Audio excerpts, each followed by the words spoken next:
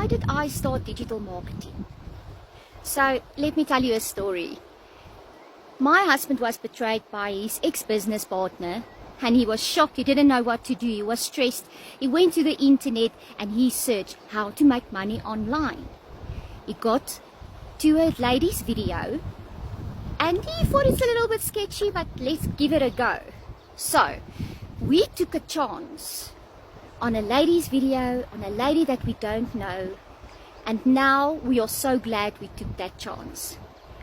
Are you tired of trading time for money? Are you tired of going through a struggle and not getting out of it? Now, my husband doesn't have a partner. He's his own boss. He can do what he wants, when he wants. If he wants to go hunting, he can go hunting. If he wants to go... ask the boss if I can go hunting. Yes, he must still ask me. I'm still the boss.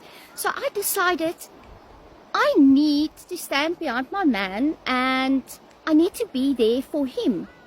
And I decided to join him with this wonderful journey, and I'm so excited.